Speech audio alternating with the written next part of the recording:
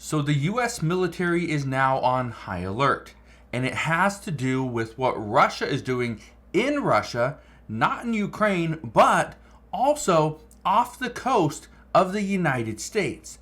Now, today I'm going to break down what Russia has been doing, why they're sending fighter aircraft, military aircraft near the US coast, but yet they are calling this just a test. But I have an insider here that I want to read his comments, because this person is the same one that called out that Russia was going to invade Ukraine weeks before it ever happened. But what he has to say today is scary. So I'm going to break all this down in just a moment, but all I ask is one thing. It takes 2 seconds. Go ahead, hit that like button if you enjoy these daily updates. And now, let's begin.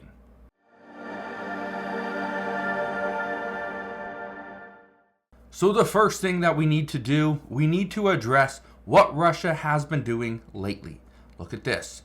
It says NORAD detects 4 Russian military aircraft near Alaska after U.S. Army recently deployed soldiers to the area. Okay, so now you know what Russia has done. Now, I want to read you a little bit of this article, and then I'm going to read you the comment that was left. Look at this right here.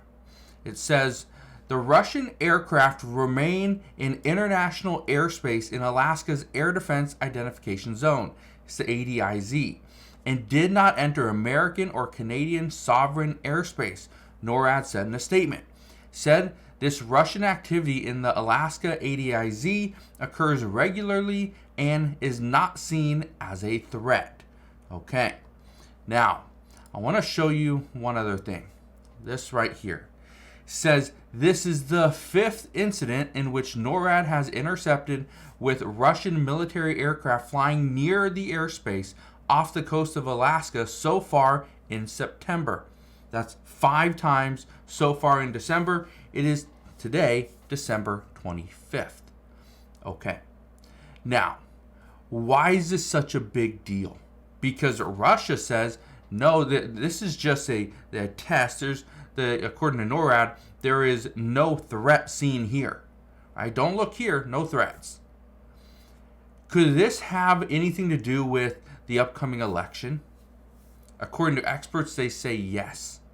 Because what happens, and again, this could be a push to see former President Donald Trump win the election, that we could see a push to get Democrats out of office, right? That's what this could be.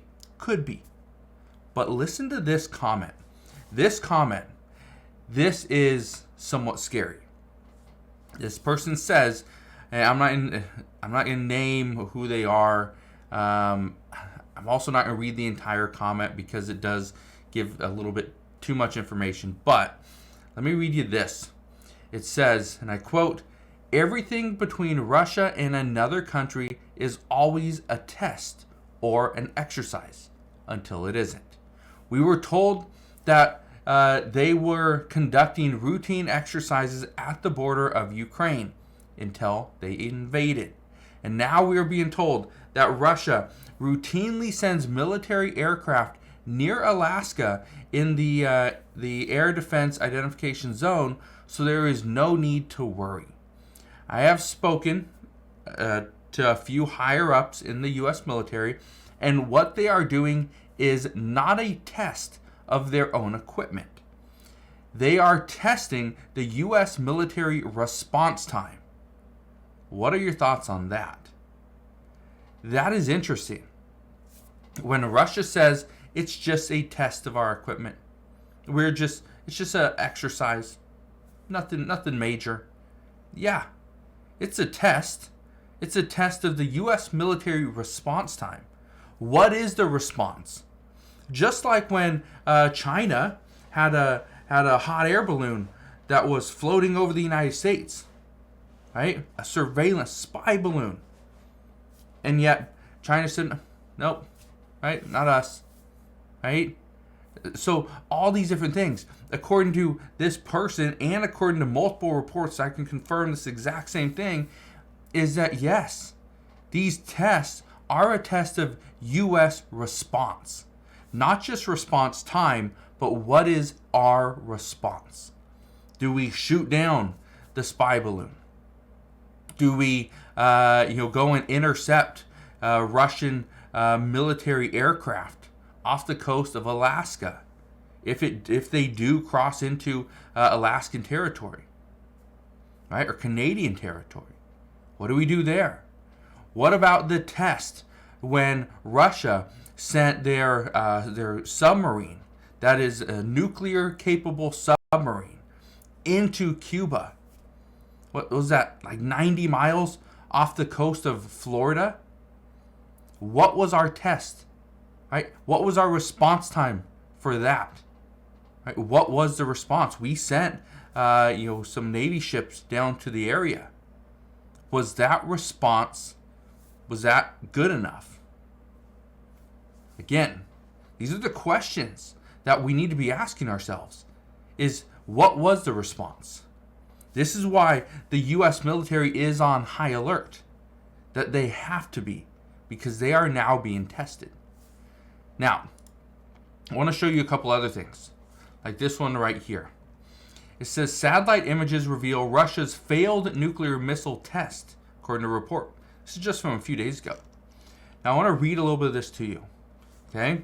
It says right here, satellite imagery has revealed that a recent Russian test of the RS-28 Sarmat, or the ICBM, ended in failure. Said the test, which took place on Saturday in northwest Russia, appears to have resulted in the missile exploding in its launch silo, leaving a massive crater and causing significant damage to the test site. You can see it right here. Okay? Now, according to this right here, it says data points is still coming in for the launch site, and I'm beginning to think this is an ongoing fire started by the launch activities.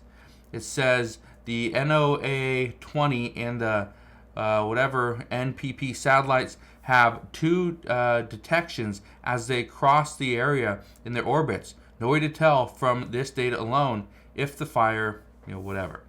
But according to reports, okay, and this is actually very important, it's suggesting that the explosion occurred during the fueling process, not during the launch. So they were planning to launch it, which is why they would fuel it, but they didn't launch it. It blew up before that. Okay, exploded. So, why is this important? What are they testing? Right? What are they testing? And then we got this out this morning. Russia sends U.S. message over nuclear tests. Did Russia just send the United States this message over nuclear tests because of the failed attempt from their last test? Right? I don't know. Here's what we need to know, though. It says a Russian official has sent a message to the U.S. saying Moscow will not conduct any nuclear tests as long as the U.S. also refrains, according to a Russian news agency. It says the warning about Russian nuclear activity follows reports that Russian President Vladimir Putin has been testing his Satan II nuclear arsenal.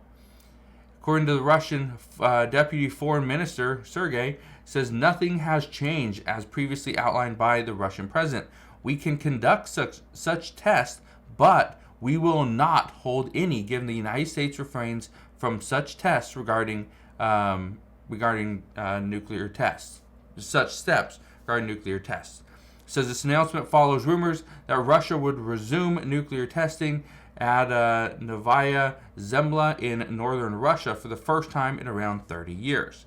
Now, here's what I think is very important. And I've said this before because this is what happened with Israel and Israel and Hamas, I believe, early on, is a simple mistake, okay? A simple miscalculation. This is all it takes, and two countries could be at war with each other, okay? We've seen it before, where Russia, what was it?